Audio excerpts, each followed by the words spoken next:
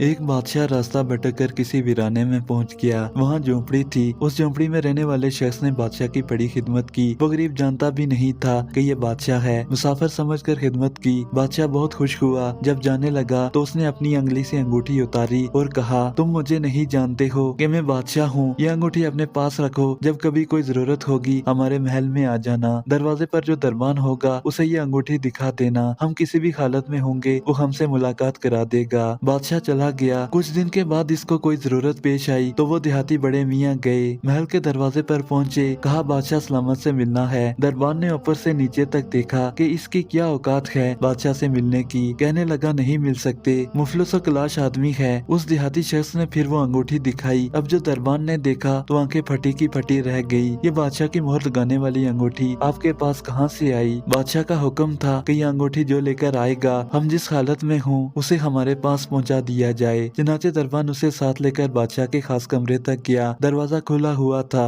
अंदर दाखिल हुए। अब ये जो शख्स वहाँ चलकर आया था उसकी नजर बादशाह पर पड़ी कि बादशाह नमाज में मशगूल है और उसने दुआ के लिए अपने हाथ उठाए हुए हैं। उसकी नजर पड़ी तो वहीं से वापस हो गया और महल के बाहर जाने लगा। दरबान ने कहा, मिल तो लो। कहा, अब नहीं मिलना है, काम हो गया है, अब वापस जाना है। थोड़ी दूर चला गया। जब बादशाह फारिग हो गया, दरबान ने कहा, ऐसा आदमी आया था, यहाँ तक आया फिर वापस जाने लगा। बादशाह ने कहा, फौरन लेकर आओ, वो हमारा मोहसिन है। वापस लाया गया तो बादशाह ने कहा, आए हो तो मिलकर जाते, ऐसे कैसे चले गए? उसने कहा, बादशाह सलामत, असल बात ये है कि आपने कहा था कि कोई जरूरत पेश आए तो आ जाना, हम जरूरत पूरी कर देंगे। मुझे जरूरत पेश आई थी, मैं आया और आकर देखा कि आप भी किसी से मांग रहे हैं तो मेरे दिल में ख्याल आया कि बादशाह जिसे मांग रहा है क्यों ना मैं भी उससे मांग लूं। ये है वो चीज कि हमें जब कभी कोई जरूरत हो, बड़ी हो या छोटी, इसका सवाल सिर्फ अल्लाह पाक से किया जाए कि वही एक दर है जहाँ मांगी हुई मुराद मिलती है।